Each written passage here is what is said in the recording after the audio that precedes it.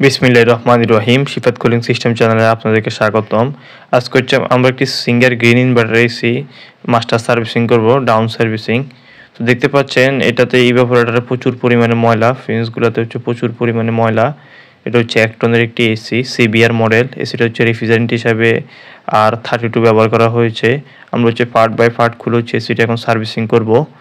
আপনি যদি আমার চ্যানেলে নতুন হয়ে থাকেন, নতুন ভিডিও পাওয়ার জন্য আমাদের চ্যানেলটি সাবস্ক্রাইব করে রাখুন। দেখতে পাচ্ছেন আমরা হচ্ছে প্রেসার ওয়াশার দিয়ে হচ্ছে এসিটি হচ্ছে সার্ভিসিং করব। তো আমরা পার্ট বাই পার্ট হচ্ছে এসির যে কেসিংগুলো সেগুলো হচ্ছে খুলে নিব। এসি বাসা বাড়ি পরিবর্তনের ক্ষেত্রে হচ্ছে এসি আমরা হচ্ছে সার্ভিস করব, তারপর হচ্ছে যে এসি নতুন করে হচ্ছে সেট করব। তো আমরা এটার যে কেসিংগুলো সেগুলো হচ্ছে আমরা এখন খুলে নিব। আমাদের হচ্ছে ইনডোর ইউনিট হচ্ছে কাজ প্রায় শেষ। এখন হচ্ছে আমরা আউটডোর ইউনিট হচ্ছে সার্ভিসিংয়ের কাজ করব।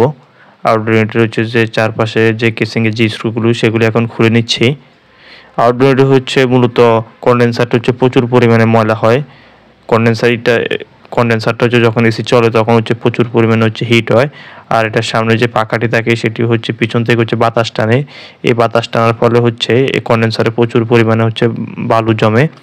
এই কারণে আমরা হচ্ছে ইনডোর সার্ভিসিংয়ের পাশাপাশি আউটডোর ইউনিটের প্রতি যত্ন রাখবো। আউটডোর ইউনিটের যাতে টেকনিশিয়ানরা পরিষ্কার করে এই বিষয়টি আমরা খেয়াল রাখবো। আমরা হচ্ছে আউটডোর ইউনিটের কেসিংটি খুলে নেওয়ার পর হচ্ছে এটি সার্ভিসিং করে নেব। যেহেতু এটি ইনভার্টার এসি, এর আউটডোর ইউনিট হচ্ছে পিসিবি রয়েছে।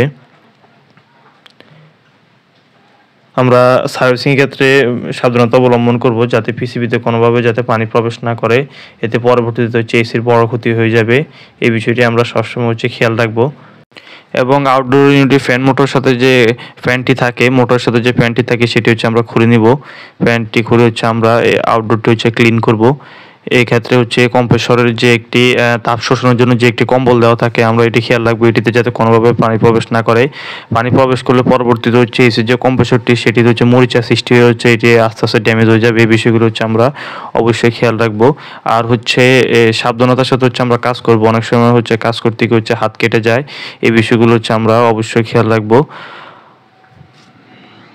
আমাদের হচ্ছে এই যে ইভাপোরেটর ইনডোর ইউনিটের যে ইনডোর ইউনিটটি হচ্ছে আমাদের পরিষ্কার করা শেষ। দেখতে পাচ্ছেন এটার প্রথমত হচ্ছে প্রচুর পরিমাণে ময়লা ছিল, এখন হচ্ছে এটা পরিষ্কার হয়ে গিয়েছে। ইনডোর ইউনিট হচ্ছে কিচেনগুলো হচ্ছে পরিষ্কার করা হয়ে গিয়েছে, দেখতে পাচ্ছেন।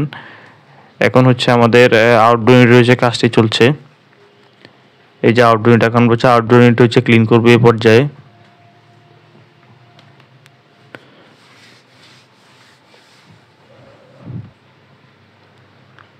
আমাদের আউটডোর ইউনিট হচ্ছে ক্লিন করা শেষ। এখন হচ্ছে আমরা এসিটি হচ্ছে নতুন করে হচ্ছে সবগুলো হচ্ছে পার্টস যেগুলো খোলা হচ্ছে সেগুলো সেট করে নিব। ভিডিওটি শেষ পর্যন্ত দেখার জন্য অসংখ্য ধন্যবাদ। ভালো থাকবেন। আল্লাহ হাফেজ।